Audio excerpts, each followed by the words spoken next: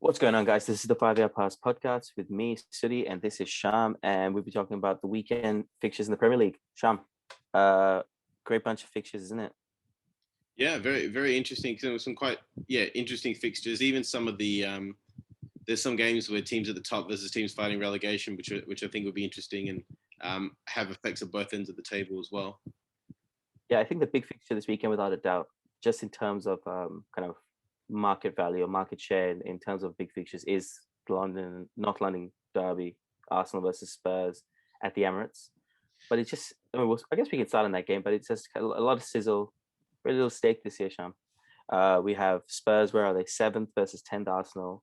And I think both clubs have just kind of resigned to them. You think there's a little at stake? No, I said there's a lot of sizzle, historical sizzle, very little stake. Yeah, man, there's so little stake. They're vegan. I mean, it's crying out loud. Yeah.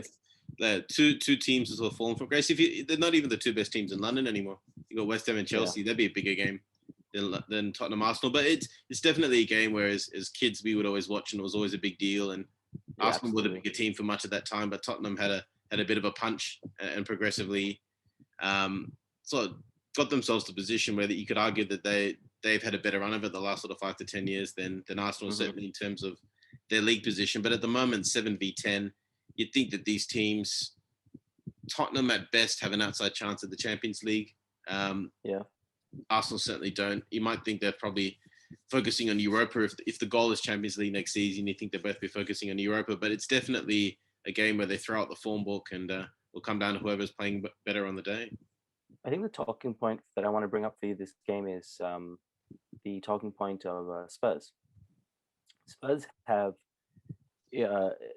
finally, in a way you could say, released Gareth Bale. I say released. I don't think he was kept hostage on the bench. I think he just wasn't conditioned to Mourinho's standards. And Mourinho somehow does this every time. He tricks everyone into thinking that he's the bad guy, and all the focus is on Mourinho, where really what he was doing was shielding Gareth Bale away from the kind of spotlight, doing what he had to do with his staff to make sure Gareth Bale was fit.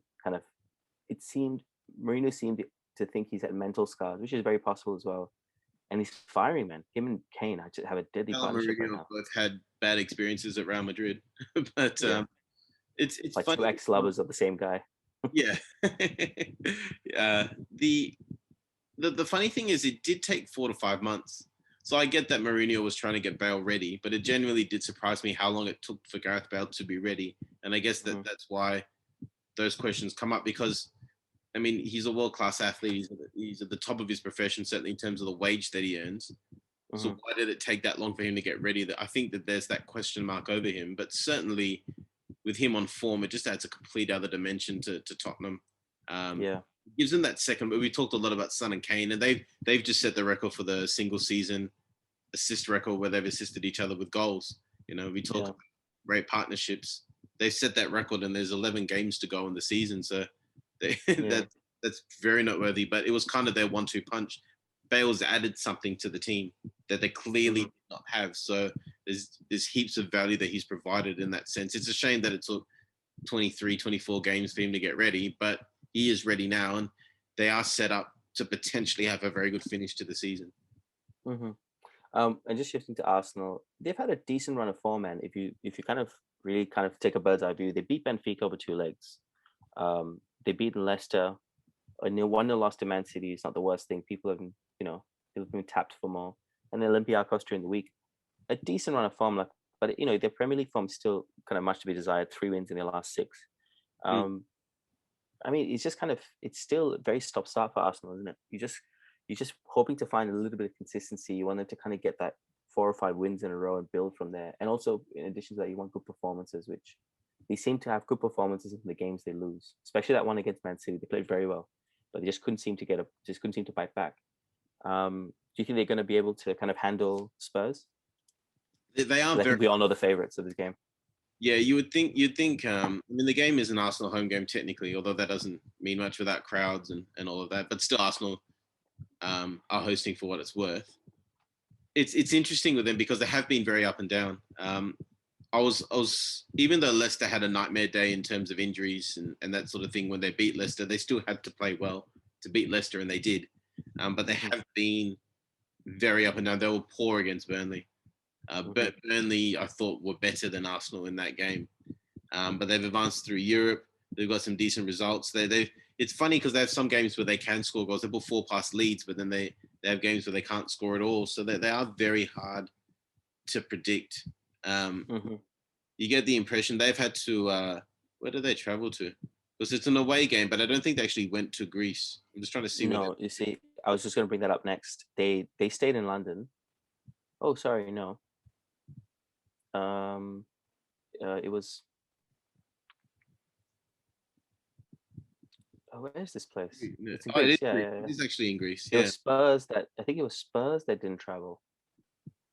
Am I right to say this? One of these teams didn't travel. Anyway. Yeah, well, they played the game in Greece, so like to get that result and come back is good. It's interesting though that that game should be on a Sunday, then, shouldn't it? It'll be the last game for the round on the Sunday. It is, yeah. Spurs didn't travel. Spurs stayed at home against Dinamo Zagreb. It'll be interesting because they are up and down. They tend to follow a good performance with an average one, and there's that question. I don't think traveling from Greece. I mean, people often talk about teams traveling to Eastern Europe and flying back for a weekend game. You and I both, play in Australia, where you see Australian domestic teams take 5-hour flights for domestic games. AFL plays doing every week. Australian League, we had teams in Perth and teams in New Zealand, which is like 8 hours by plane and bring your passport for a game. So when people say, "Oh, you have to travel to Greece and travel back," I'm not the biggest believer in that. They do have the early kickoff on Sunday though. And in a season where they are stretched a bit, perhaps it could have an impact. But I don't think in regular seasons it really has the impact that people make it out to be. Well, let me ask you. I do tend to believe that just looking at Arsenal's results, they do tend to follow a good performance with a bad one. So if you go by that, perhaps they're due for a bad performance. But and Tottenham are no pushovers. But it is a bit hard to read, isn't it? Because it is a derby, and the form book just simply goes out the window. The danger. Well, coming to your point about the traveling thing, I kind of tend to agree with you, but from a different angle. I think the players have become very sensitive in kind of emotionally, cotton wool wise, and also physically very sensitive. So these guys, I saw the other day. By emotional, some of them were just so spoiled. Like they're not cleaning boots anymore. That's one thing. The second thing is physically, they're so sensitive that any insult to their body, in terms of traveling, sitting on a plane for, let's say, a 10-hour, 5 hours each way, they're such sensitive. If you think about Australian culture, I'm sure like half those guys playing in the A-League grew up playing AFL. There's a little bit of toughness about them. The same with like the Irish players as well. Traveling's not really much they would have played Gaelic. I think there's a different kind of player. The point I was going to say was I saw Mbappe during the midweek when PSG drew to Barca. Mbappe swapping shirts with Pedri, this the rising star in Barca. He's quite a good player, and they're both fucking stick figures, man.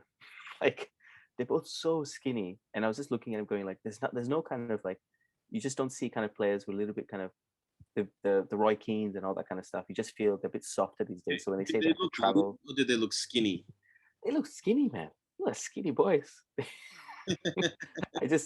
My point being there that I'm obviously joking a little bit there. They're obviously fine. My point is they're such finely tuned athletes that going to Greece is a big deal for them physically. But you question, should it be? Like, should they make a big deal out of it? I mean, I get what you're saying, and I suppose you've had this discussion before about stars versus leaders. You look at like Lionel Messi at Barcelona hates being on the bench. Like you think they bring him off in the 80th minute if they're winning 5-0, but he's like, no, I'm not coming off. Like he wants to play, and players like him push themselves. Ronaldo, the way they push themselves, and we've talked a bit about saying tennis. You have that older generation of the big three: the Joker, Federer, Nadal, and how they push themselves, and the new generation can't seemingly get over them. Whereas you watch like.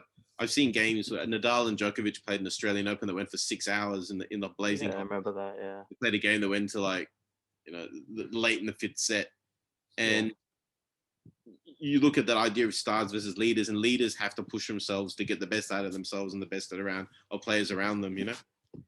And it might just be a lack of example as well. Like, just imagine putting a Roy Keane into one of those dressing rooms and how he would change it. But maybe they would reject him. I don't know. Maybe he's too much from a different era, but having the presence of a leader, you don't look at modern day teams and see a lot of leaders in those teams. Even the Man City team, like they're probably one of the best 2 or 3 teams in the world. Who's a genuine leader in and amongst that team, and how would they compare to a Company or a Keane or a Robson or someone like that? Mm. Yeah, I mean, I think leaders as well are kind of born out of a bit of adversity, whether it's club adversity, personal adversity. If you think of Vincent Company, I'd say the adversity he came through was building Man City. You know, if you think about who's the pioneer player of Man City, you think Mm. of him and Aguero. Aguero is naturally not quite a leader. People do probably look to him, but that's you have players like It doesn't immediately strike you as a leader. Yeah. yeah, but you see, and as I say, Company built the team up. You think of Roy Keane, built that '99 treble team. He was the kind of really he was the core focus of it. People think it's '92, the class '92, but I think people now are realizing the prominence of Roy Keane. He's getting a lot more attention. I don't know if you've realized as well on like YouTube and all that. They kind of he's kind of getting a bit of his And his I 10 think, seconds in the like I limelight. was alluding to before, I think the fact that what he brings is not something you see in the modern game. I think that No, brings it out more. You know. yeah, yeah. Okay, so sorry, coming back to the game. Thoughts, Sean, thoughts on the game. I'm honestly a little bit leaning to your kind of thought process. I think the problem with Arsenal is that they just don't know how to take the game to anyone semi good at the moment. They play well. They'll probably play well. I don't think they'll get tapped too hard, but I think they'll lose. But anyway, you go on. Tell me what you think of the game. Well, I agree. That's what I think. I think Arsenal will try and take the game to Tottenham because it's at home, and I think that Tottenham will eat them up for breakfast on the counter. Okay. I think there's no hardness to Arsenal that to stop Tottenham when they had those waves of attacks and Son and Kane and Keane. I'm going to go 3-1, and I'm going to go say all 3 of those will score. Like I think it's going to be a proper result. Jesus. Tottenham won their last 3. They've looked in the league. They've won in Europe. They look very good. Whereas Arsenal are just looking up and down. So I'm going to go with a comfortable Tottenham win. I think it's going to be Tottenham win, but I think more 1-0. I think Arsenal play very well. It'll be more like the City game, I think, where there'll be moments Arsenal will be better, but like I said, Arsenal just can't seem to find their trick, find the one thing they can do well and do it well. You know, you look at It's not too dissimilar to Man United, in the sense that United have been sort of struggling for that identity, that Arsenal identity of that, the Invincibles going into those, Arsene Wenger, light, sort of tricky, lightweight, sort of tricky attacking midfielders who can pass and move. You don't look at Arsenal now and you don't see a clear identity. And I think that's what you're alluding to. Whereas Tottenham, that there's probably a clearer idea of what they're about. So strength at the back, pace and counter attacking going forward. Sorry, and there's a clearer identity to them. Yeah, perfect. So we'll move on to the next game. United West Ham. Just strange times for United. They've kind of done the work early on, and they're kind of reaping the benefits of being able to play bad for a few weeks, but it's going to catch up to them. Reaping the benefits of what, sorry?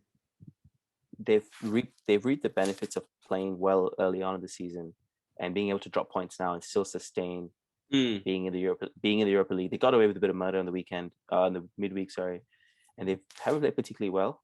I saw highlights. However, tell me a bit about how you felt the game went midweek. I thought in the first, let's say, 30 minutes or so, you think Milan was the home team. They pressed United. They pushed them. They got a goal. Kessie got a goal. That was ruled handball. And then around the second half, Amad Diallo came in. He didn't change the game, but he did score an absolute. Did you see the goal? Yeah. Oh my days! It was an absolutely gorgeous, wasn't it? For a guy, he's 5'4". It reminds me of Rio's. Do you remember we watched the Champions League final together, Sham, in 2009 that Messi scored against Rio? Do you remember that header? Oh, it passed Van der Sar. He sort of ducked in. He just kind of leant back and he just touched his head and went over like a little volley of a header. Lovely cushion header. He just kind of had that same vibe. But yeah, lovely cushion header, exactly. Anyway, so beyond that, United kind of held on. It's a shame that United have to hold on to wins like that. Milan was clearly the second best side when United started to exert their dominance in the second half. Harry Maguire missed an open goal from a yard out. A flick-on header came, hit his leg, hit the post, and he was the only thing between him and the goal was God. So, and genuinely it was a horrific. It was worse than Ryan Giggs' miss against Arsenal in 2001. No, is a I saw bad them. miss. Yeah. And yeah, look, United probably deserve the win, but if you're holding on with 10 minutes to go and then they concede in the 91st, as you know, so United um, not good at a holding. stark Mm. a stark contrast to the absolutely gorgeous performance against Man City when they played them off the park. It was a different team that rocked up, man. Although in terms of the personnel, it was a different team, a couple of different parts. But a team shouldn't be dropping off with a few parts changed. The drop off of the performance shouldn't be that much. And yeah, what I'd like to get from you is I have a sneaky suspicion you think West Ham are going to win this weekend, and I like to think why you think that. Um, I think like it's interesting. I didn't touch on this when we talked about the City game, but I think that teams have been caught up a bit, particularly in this Guardiola era, and I'm talking about from when he started at Barcelona. That he plays the purest form of football that I've seen in my lifetime. Even Okay. probably closest to that would be Wenger with the Arsenal teams, but football that he plays, that's the type of football that you dream that you'd be a part of a team playing. And I think that's part of the reason he can get more out of players. And I think teams can get caught up in trying to be like Guardiola. Funnily enough, Klopp's often, they asked Klopp what he thought, and this is back in his Dortmund days, about Guardiola, and he said, Guardiola is beautiful football. It's like classical music. I prefer heavy rock. And so he liked him pressing the heavy rock, which is like, if you like classical music, fine. If you like heavy rock, that's fine. There's different ways to play football. There's different ways to make music. And I think fairly or unfairly, a lot of teams, including United, being held to that gold standard of what City are doing. United showed no intent of playing like that. They had two centre midfielders who couldn't pass the ball, and they played Man City off the park. And they went at City's weakness, which was pressing at that back five, that back six with Ederson. So Rodri in the back four.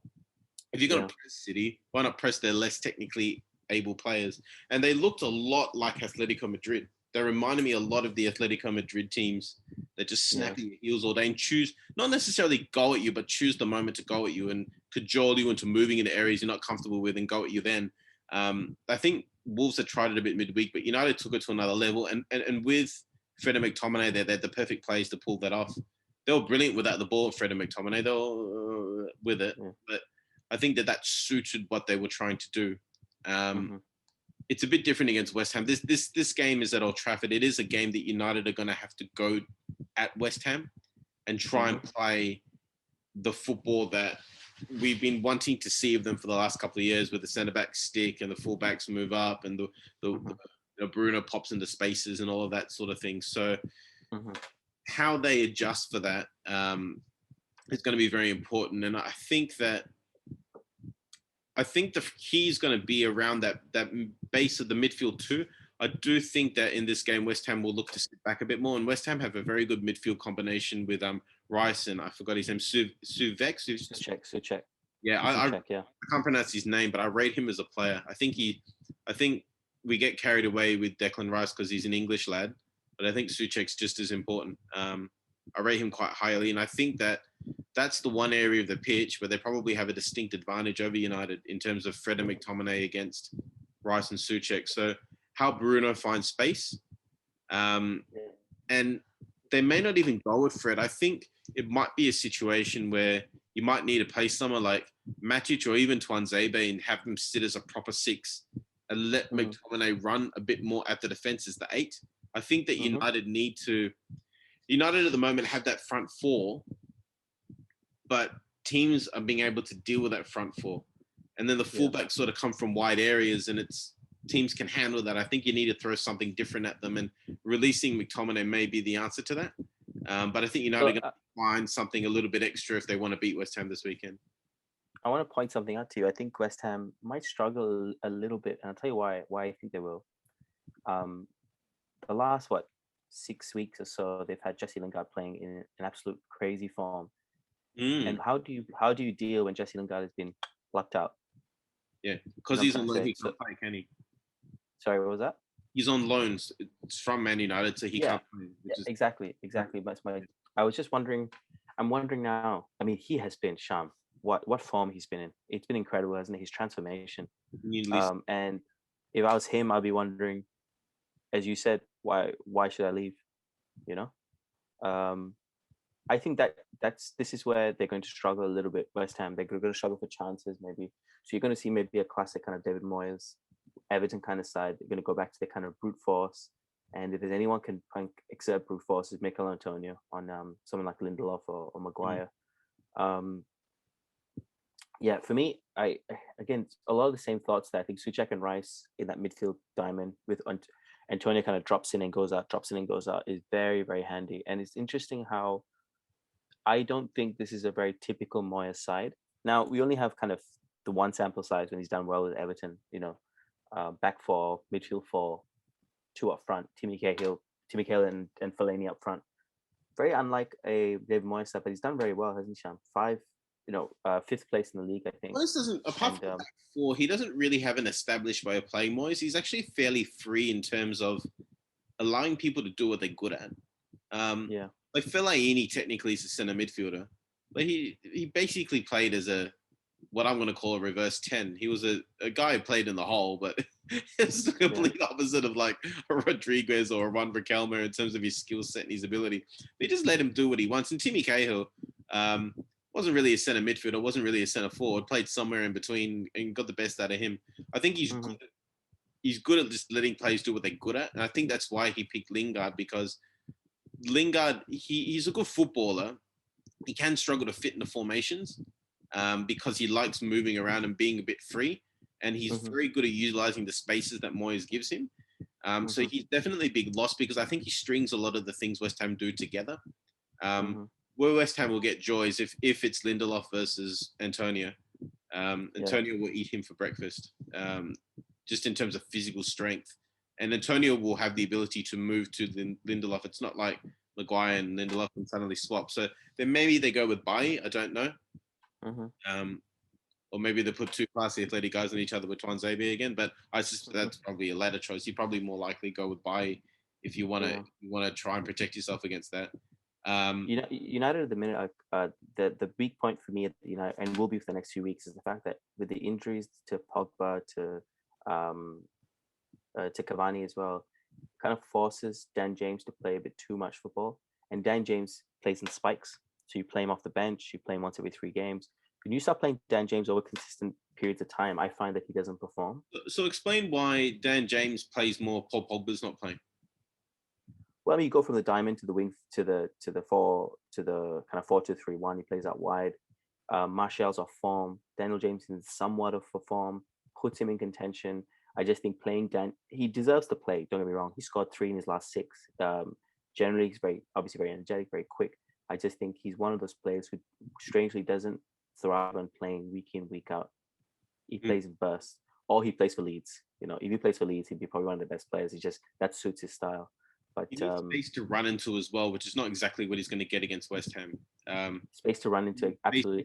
And when you play for United, you have to take a lot of initiative that he doesn't take. I see him a lot of time kind of waiting for things to happen a bit more than taking the initiative and taking the game kind of by the scruff of his neck. And he does that when he comes off the bench. He does that when he plays once every 3 games, because you see that kind of hunger that maybe you don't see because he's a bit more fatigued playing 70, 80 minutes. It's almost like 160 minutes a week. It's almost like Ollie gives him a tap, mate. You got half an hour. I want you to, run in between the fullback and the centre back, or whatever it is. I don't know if it's a mindset, man. Like, than trying to read it and come up with it himself. I don't know if it's a mindset. I think he's just a lower. This is not a dig, but like he's just a lower IQ player who relies on the fatigue and non-concentration of players. The way. For example, I mean, can you say Ollie had a poor mindset? Ollie apparently had one of the best mindsets as a player, just didn't thrive playing for 90 minutes, You said I played 20 minutes like it was 90 minutes. That's what he used to say. Yeah, exactly. I think Dan James is of that ilk where you're not going to get the best out of him playing. And I'll be a bit worried seeing him start on the weekend. But in that same sentence, there's no other option at the minute. So we'll see. As usual, I mean, you're going to get a very typical lineup from United and from West Ham. I think much is going to change, which goes to show a lot, Sham. Like that kind of consistency that United or West Ham have gotten this season is largely down to the fact they haven't changed their back six players. For most of it at least. Yeah. So anyway, talk to me about the game and how you think it's going to kind of pan out. Yeah, I think this is going to be I think United are going to try and play that style that they play with the fullbacks getting up the pitch, trying to have Rashford, and I do think James will start on the right. Greenwood played the full game Little, midweek, and he's kind of the yeah. other option on the right wing. Mm-hmm. I do think that they will go with that 4-2-3-1 and try and find space for Bruno. I think Bruno needs to try and spend a bit of time on the right flank. Um, Mm-hmm. I think that might help because he does look for the channels, those Mezzala channels. Yep. If he slices the pitch from corner flag to corner flag in 5 ways, he sort of sits in Yeah. the second and the fourth channel. Mm-hmm. And he tends to drift to the left a lot, I think, because he finds he can combine with guys like Marcus and guys like Cavani out wide in those areas. Mm-hmm. Even Martial. Funnily enough, when Marcus played on the right against Everton, he scored that beautiful goal in that sort of inside right type position. Oh yeah. Getting it over the keeper. That sort of Cantona-esque goal. When Cantona Mm-hmm. came back from his suspension and scored after 13 seconds. Mm-hmm. But I think Bruno needs to look a bit more for the spaces. I think Souček's probably going to be assigned to take him out of the game. It's going to be about what the other players can do for United. I think if United are going to win, it's going to be about what Marcus can bring. Marcus didn't play midweek, I think. And I think Yeah, he'd be fine for the weekend, but yeah, he'd Cavani be will playing play the week. a bit. I think releasing McTominay, that back four, if they're playing, say, Fred McTominay, Lindelof, and Maguire, how they can release players to go. I did like seeing against West Brom that they were letting the centre backs run at the defence. Yeah. Because it was different. United, for me, have tried a bit too much to do the same thing and it doesn't necessarily work. So just because it was different, I liked it. So trying to find different options. And I think if you've got that back four against Mikel Antonio, you can look to release one or even two of those players at different times. So score, Shams. Score. I'm gonna go with a nudge. I'm gonna go with a 1-0 win to United. I don't see a lot of goals in this game. With Lingard out and United playing midweek, and particularly without Pogba, I think the value of Pogba is being shown here. When he was playing well, I felt it was not so much his great moments. He didn't have more great moments than normal. He was actually just playing consistently and then having great moments, as opposed to playing inconsistently and having great moments. So I think he would be a great player for a game like this. And I think they'd win a lot more comfortably if he was there. I don't know if it's a type of game. Maybe give Donny a game, but Donny's not playing particularly well. But I'm going to go with the 1-0 for United. I give the same analysis, but I think it's going to be 1-1. I just think West Ham have it in them. They'll be pissed off. They'll be pissed. Sorry? You think it's 2 points dropped? I think it's 2 point dropped. I think a point game for West Ham purely because I think West Ham are going to come out guns blazing from the bit of injustice from the last time. If you remember, that ball went out of play and just changed the game. They went 3-1. When Henderson cleared it, yeah. On that topic, well, just before we get to the Chelsea game, I think it's good to see Henderson has been playing quite well. He's got a good run of games, and he's going to get the next 3 or 4 weeks because De Gea has to quarantine. Do you know actually what happened to De Gea? Didn't his wife have a baby?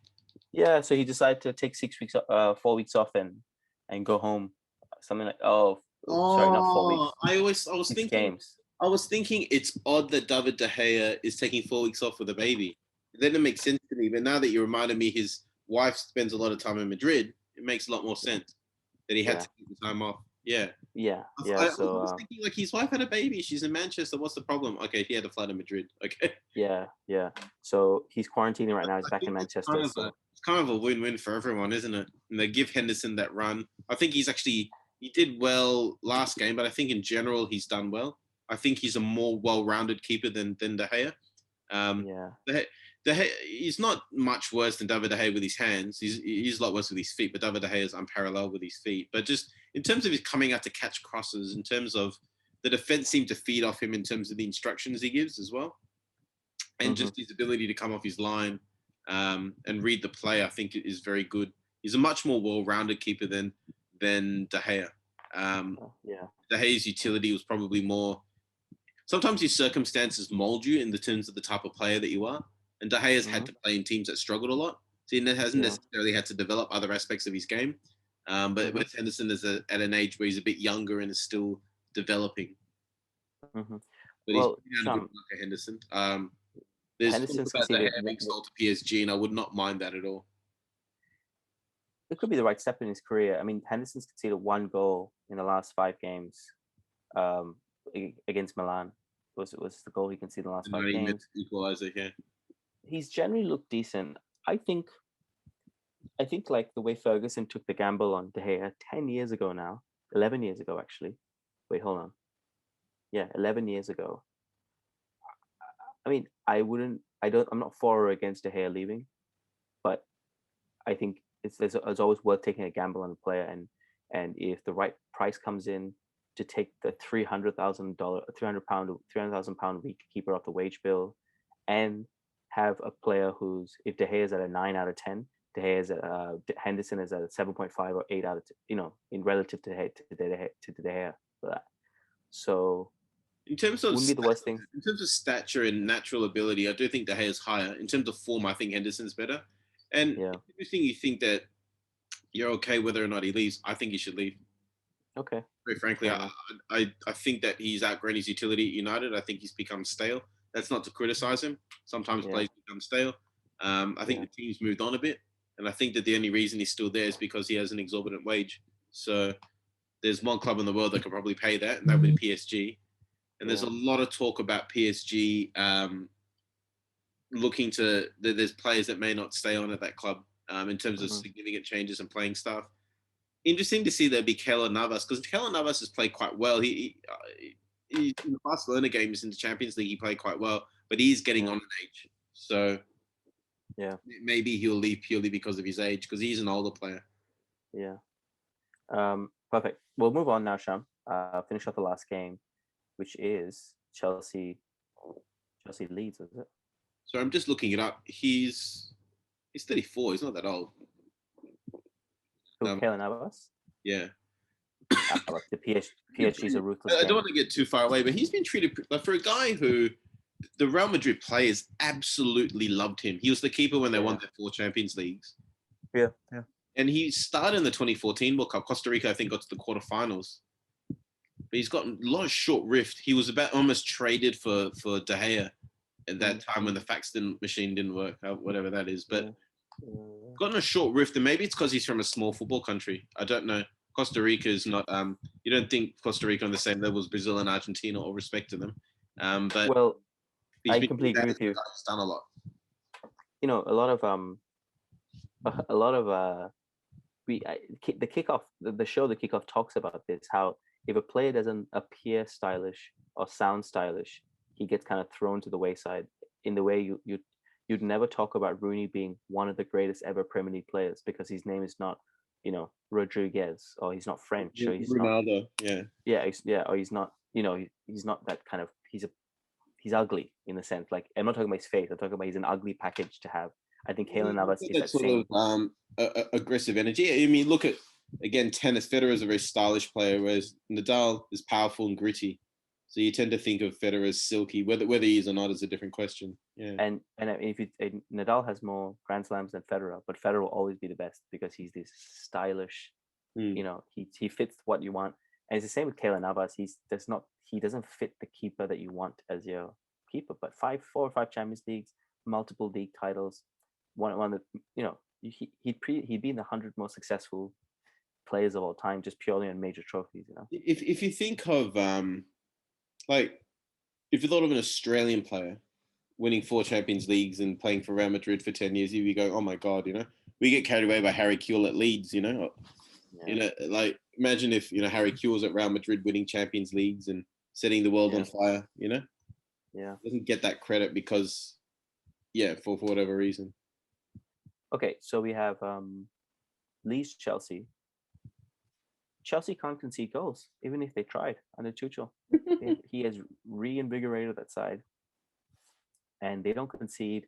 They play beautiful football. Kante's revived. Azpilicueta's revived. Timo Werner seems to be assisting. Everything's happening, man. It's hard to beat a team if you can't score against them. Yeah. They've done very well. And the speed of fixing that, I don't know if it's an indictment on Lampard, or they just needed a new start, or the talent was always there and it's just about putting it together. Maybe Tuchel has himself figured out a bit more. He's still, by all accounts, seen as a bit of a headmaster type coach. But with the young Chelsea squad, that's not the worst thing. They've also got a lot of bloody good players. I think your brother sent me a picture of the team that did not play midweek. Oh yeah. He The send team that in. did Yeah, not play, or the team that did play. yeah. They've got a lot of depth there, and they're using it. It's one thing to Mhm. have the depth, but they're using it, and he's making individual players better. I mean, he's ticked all the right boxes for what he's done so far. Yeah, that's all you can do really. So they've had some impressive wins. I'm just looking here: Chelsea, Liverpool, they drew to United, beat Atletico Madrid. They've had some impressive wins going in. Leeds, however, man, if there's a team that you want to and can score against, it's Southampton, and it's Leeds United. Um, it could be a messy day for Bielsa. Um, Games at Ellen I Road, Leeds have they're the ultimate yo-yo team, aren't they? But they've really started to fall off a cliff a bit. 4 losses yeah. in the last 5 games. Hmm. I think you talked about that female commentator who made the comment about Leeds that COVID helped them get promoted. Yeah. She And might be right, start to man. wonder how true she I forgot her name. She Sorry, might be right. start to Yeah, wonder how correct she was. Maybe Leeds are starting to, yeah. you know. And I just want to the look the thing that name will up save there. them, I think, a bit is that it's at Ellen Road. But I think it's going to be the difference between 2-0 and 4-0 potentially. Yeah. What's her name? Karen Carney. Of course, Mm. she's a Karen. You They are can't. falling off the You yeah, can't. Carney. Yeah. They are falling off the cliff a bit. I tend to think. I mean, safe from relegation. I think they've done what they set out to do. They've established themselves as a Premier League side, Yeah. and it took them. If you think about the Sham, it took them 3 or 4 attempts under Bielsa to get back into the Premier League. And it could be a case here where it's going to take a couple of years, as you would imagine, as every big team does. Every team coming up. The only thing with Leeds is that I would compare them to the Newcastle in the situation where they were not meant to go down. They were too big to fail. And they failed. Um, but the thing that Leeds have done differently to Newcastle is they've put better structures of the club in place. They're a good, well-structured club now, But the as owner opposed is to 25 clearly years. interested in the club. He flew to South America to beat Marcelo Bielsa, for crying out loud. Yeah. And he's So put his own money in, like yeah, genuinely into the squad. And yeah, there's that documentary, the one Russell Crowe narrated. I don't know yeah. how All they in, got right? Russell Crowe to All or narrate nothing or it. something. Have you seen that? No, I haven't. But guarantees a Leeds fan. I mean, he's It like was, it from was that the season generation. before they got promoted. Yeah, I don't know if Russell Crowe. I mean, he owns a rugby team in Australia. I don't know if he'd be a Leeds United fan. but But yeah, anyway, they somehow they got Russell Crowe to commentate on it. mhm, But yeah, it was the season before they got promoted.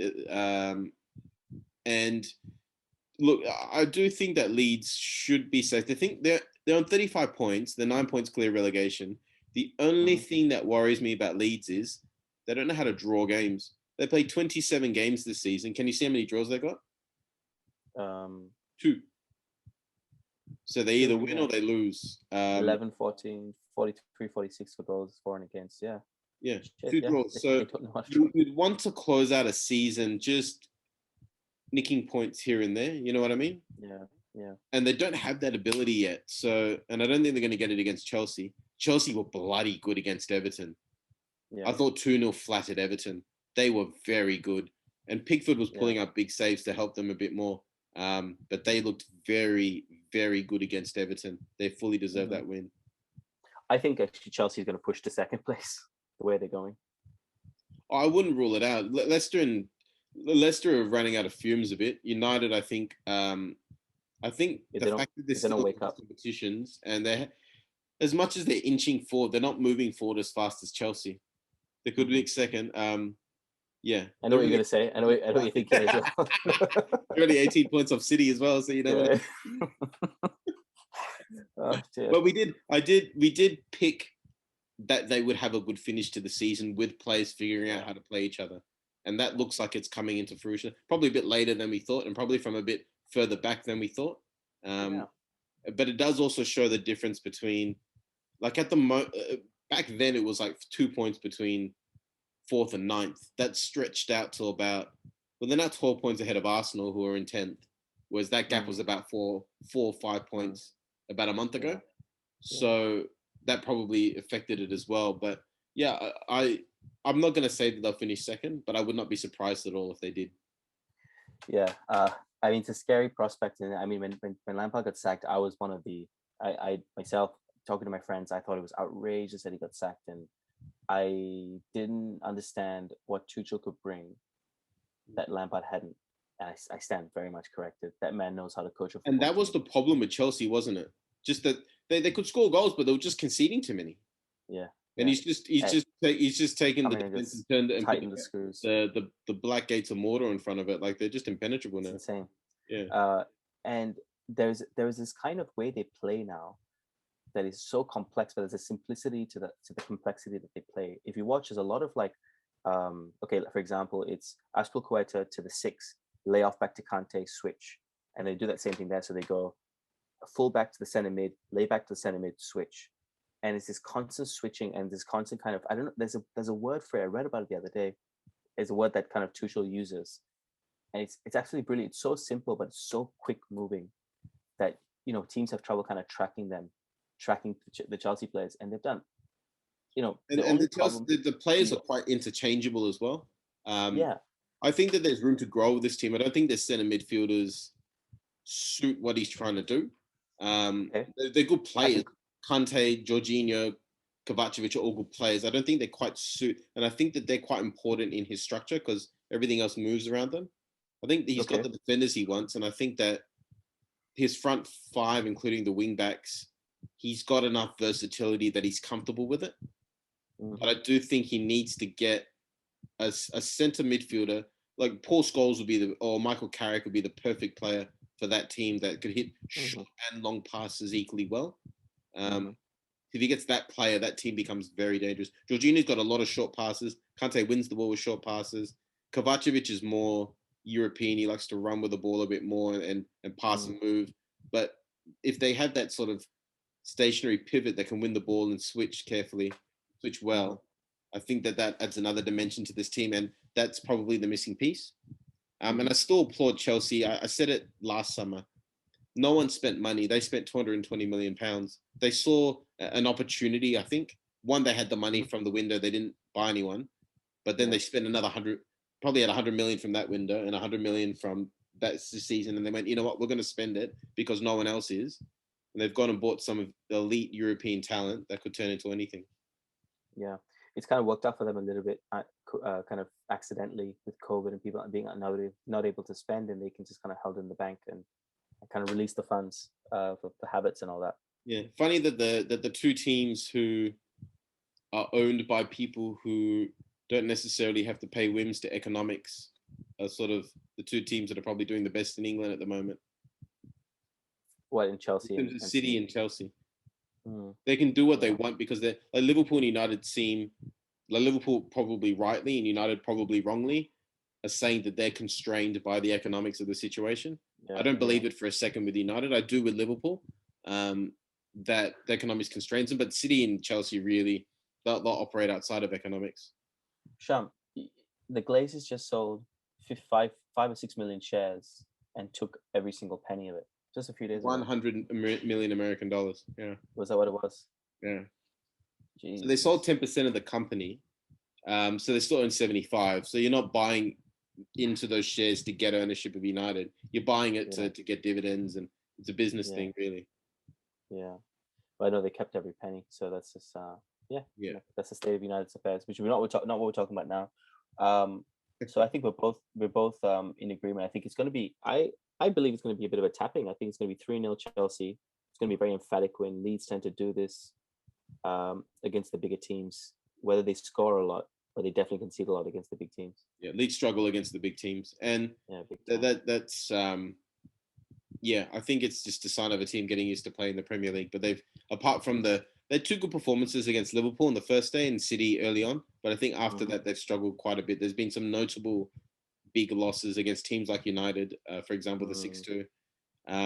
You've gone 3-0. I think, I'm not going to give a score, but I think it'll be more than 3. I see a proper pacing. I think this could be the game Chelsea come out of their defensive shell and start scoring the goals that they're threatening to score. Yeah. I was just going to point out as well, that's kind of the criticism I have of Tuchel at the moment. But it's very harsh because he's done so well with the defenses. They're just not scoring enough. That's how you improve teams. You get them defensively solid first, and then they expand from there, like a flower opening, and then I mean, Mourinho always talked about it, right? build from the back. I remember, we all remember how you built that Carvalho, Terry, or Makelele axis. It was impenetrable, man. You make a team hard to beat first, then they go win games, and then they go win trophies. Absolutely. That's how you do it. Yeah. Any closing thoughts? Actually, no, I want a play of the week or a game of the week or manager of the week that you think kind of something to look out for. I'm gonna go with Son from Tottenham. I think I was gonna go Bale, so I'll go something else. Huh? You're gonna go with that? I was gonna go Bale. Yeah, I was gonna go Bale, but you go okay, Son. Give me a reason. Because I think the spotlight's on Bale and Kane, and I think Son's had a better season, and I think that he needs to get himself back in the headlines a bit. I didn't like that he gets shunted out on the left because of Kane and Bale. I think they need to bring him in and make him a bit more prominent. I'm looking for a strong finish to the season for him individually, which will help the team. And I think that he's the one that I'm going to keep an eye on. Okay, I'm going for my hot take is I think City might drop points against Fulham. Fulham have blood in their fangs. Like they look like a hungry dog. They don't want to get relegated. I think Newcastle will get relegated. And I think you might see West Brom tip out of the relegation zone for the first time all season, with Southampton playing Brighton. That could be interesting. So that's my. I've just lost the page in front of me. West Brom, Palace, Brighton, Southampton. All very the permutation of those games, and then the Sheffield game doesn't matter. Sorry, Crystal Palace. That's the only time we mentioned them the whole season. They've been so anonymous. Yeah. No one's talked about Crystal Palace at all. I mean, there was the Guaita. Guaita has been unreal all season. I did actually talk about him. You pointed him out. I would never have kind of paid attention to him. Yeah, just his technique. He had proper goalkeeper technique, which excites me as a former goalkeeper. Sorry, Sham. I just wanted to point out the kind of permutation. So, sorry. With Fulham, that's right. So Fulham getting a point, and if things go their way with Southampton playing Brighton, Everton playing Burnley, Palace playing West Brom, the table at the bottom could look very different on Monday morning. Sorry. I tend to think I've always taken goal difference quite seriously in terms of assessing a team. I think that if a team is, for example, in a high position but has sort of a lot, like Everton, for example, are in 6th, their goal difference is 4. So there's a lot of teams around them that have all double-digit goal differences. So that suggests that they're kind of overachieving relative to the way that they're playing. Okay. If that makes sense. So there could be a little bit of falling as opposed to like Chelsea, for example, the goal difference is getting a lot closer to Man United's, which suggests, like you're saying, that they could potentially overtake United.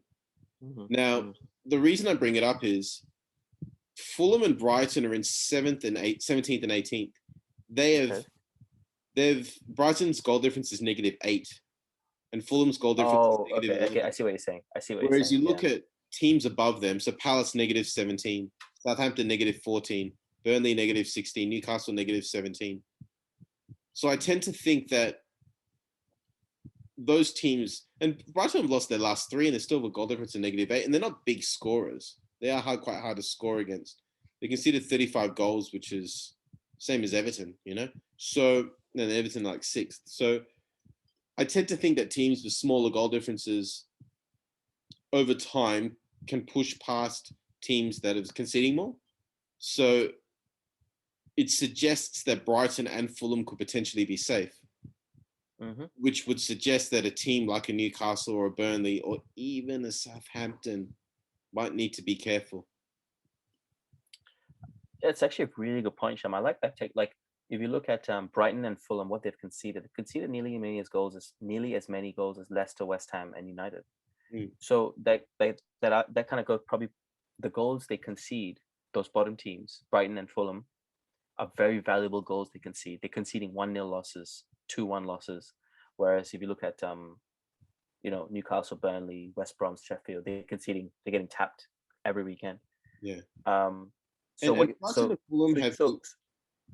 go on. So if you had to pick of those from let's say 14th, Southampton down to Fulham, who do you think goes down? I'll go Sheffield, West Brom, Newcastle. You think Newcastle as well? Yeah. The thing about Brighton and Fulham, I just spotted this as well, equal most draws in the league. It means that they're hard to beat. And that's what you need for a relegation team, a team that can eke out draws. They're both the only teams in double digits in terms of draws. So well, that's what I'm thinking. They take points off City this weekend. Yeah. I got a mate who's got a multi that includes City, so we'll see how that goes. But City played midweek as well, coming off a loss. Man City played midweek at Southampton. They beat Southampton. They conceded 2 though. I thought that was interesting that they conceded 2 against Southampton. For a team that's been so defensively solid, how do you concede 2 against Southampton? But they won. It'll be interesting. I think it's a game to keep an eye out on purely because it's also at Craven Cottage, which gives Fulham, you think, a bit more of a chance. As much as they're not playing in front of 20,000 Fulham fans, they do have to travel to London. So, yeah, probably a game to keep an eye out on. I'm not going to say I find it hard to see City dropping points, but Fulham this is starting to get to the point in the season where you rather play teams like Wolves and Crystal Palace who don't really have anything to play for, as opposed to a team like Fulham that's fighting for their lives. Even though Wolves and Crystal Palace are higher up, they've not really got nothing to play for. Do they lose that edge that Fulham gain an edge? Because these guys, as much as getting sacked is bad for the club, individually, they could all have clauses where their wages go down that it affects their lives. So it gives them something else. So we're starting to get to, in terms of the season, it's starting to get to squeaky bum time, you know? Yeah. And I'd also say, I mean, it's hard to. I think Liverpool are gonna do well against Wolves with Fabinho back in midfield. You look good in midfield. I'm glad they played him at 6. Best player in the world. I think they fixed several problems. They gave the defense a bit of cover. For a respite, play a bit better, and they gave the midfield a bit. He almost fixed 5 positions by putting Fabinho in there. So good, man. He's so good. He's like they called him. What do they call him? The safety beacon. What do they call him? The assistant manager was talking about it. Basically, like, you know, he almost got the 2 defenders sorted out. He got the 2 midfielders in front of him sorted out, and I'm pretty sure, like, I didn't watch the game, but you'd think that Trent and Robertson would feel better going forward with someone like Fabinho back there. It almost fixes everything except the front 3 just to have one guy there. And they've talked a lot about Fernandinho at Man City. I think this is almost he's Fernandinho-esque, if that's the word. Yeah. He's a bit, you know, he's like we always say about Gandalf in Lord of the Rings, does these little things in the game, but he can do so much more, but he chooses not to. Just little things so everyone else can flourish. Yeah, but he was amazing against Red Bull. Look, Sham, we'll call it a day there. That was a great. What'd you say, sorry? Gandalf-esque. Gandalf-esque, yeah. We'll call it a day there. So any closing thoughts for the weekend? No closing thoughts. Like I said, there's games that affect both ends of the table, and the relegation battle's going to start heating up. But a good set of fixtures. I'll cut all this part out. So thanks so much for watching, guys. We are the 5-Yard Pass. My name is Suri. This is Sham. Keep football simple, and as always, keep passing, guys. Cheers.